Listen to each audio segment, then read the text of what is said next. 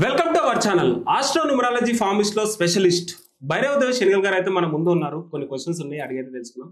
నమస్తే గురుజీ. నమస్తే అమ్మా. గురుజీ, ఫస్ట్ మీ నుంచి మేము తెలుసుకోవాల్సింది రాశుల గురించి.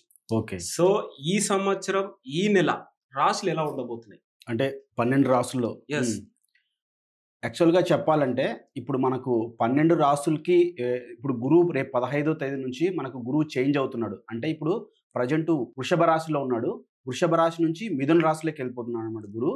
సో చాలా చాలా మార్పులు రాబోతున్నాయి. అంటే గురువు అనే ఆయన చాలా మంచి శుభగ్రహం అనమాట.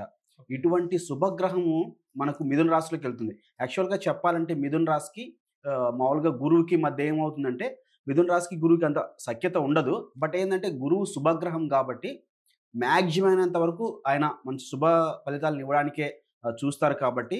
సో ఇక్కడ మనం చూసుకున్నట్లయితే గురువు వచ్చేసి మిథునంలోకి వెళ్తాడు రేపు 15 నుంచి. ఇప్పటి వరకు నార్మల్గా నడిచినా కానీ రేపు 15 తర్వాత చాలా మార్పులు ఉండబోతున్నాయి ప్రతి రాశిలో కూడా. సో అవి ఏ రాశులకి ఎలా ఉంటుంది అనేది మనం ఇప్పుడు చెప్పబోతున్నాం అనమాట. సో ప్రజెంట్ మనం చూసుకున్నట్లయితే మేషరాశి గురించి వద్దాం.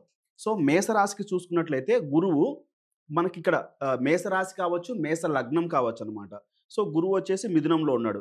ఇక్కడ చూసుకున్నట్లయితే మేషరాశి గురువు నుంచి చూసుకున్నట్లయితే 11వ స్థానం అవుతుంది అనమాట. సో అదేవిధంగా ఈ మేషరాశి గురువుకి వచ్చేసి శుభరాశి అవుతుంది అనమాట.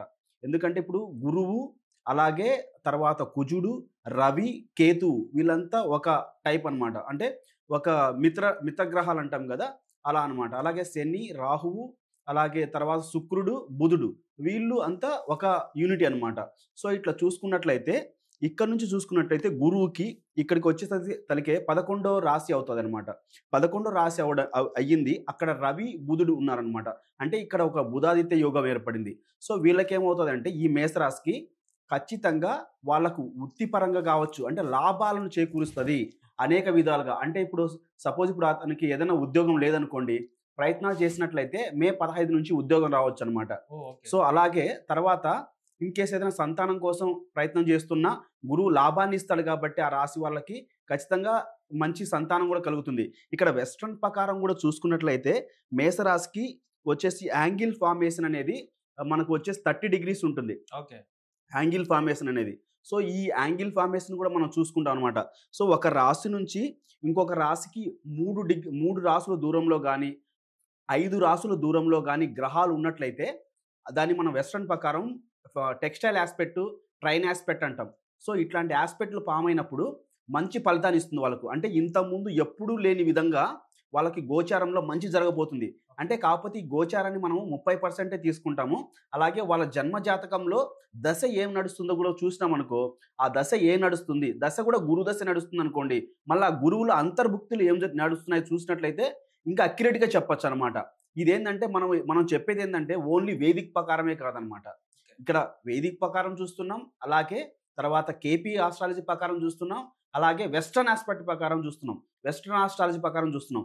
3 విధాలుగా చూసినట్లయితే ఈ మేషరాశికి ఎక్సలెంట్గా ఉంటుంది. మీరు గోచారం మీకు ఖచ్చితంగా మంచి శుభగ్రహం మేషరాశికి సంబంధించిన దశ నడుస్తున్నా, గురువుకి సంబంధించిన గురుభుక్తిలో మేషం నడుస్తున్నా, అంటే గురుభుక్తిలో కుజుడు నడుస్తున్నా, లేదంటే గురుదశ నడుస్తున్నా కానీ ఎక్సలెంట్గా ఫామ్ అవుతుంది అనమాట. ఒకవేళ గోచారం అనేది 30% ఉంటుంది కాబట్టి మీ దశలను చూసుకున్నట్లయితే మీకు ఫలితం అనేది ఏ విధంగా ఉంటుందో చెప్పచ్చు. ఓవరాల్గా చూసుకున్నట్లయితే సూపర్ ఈ మేషరాశికి. ఓకే.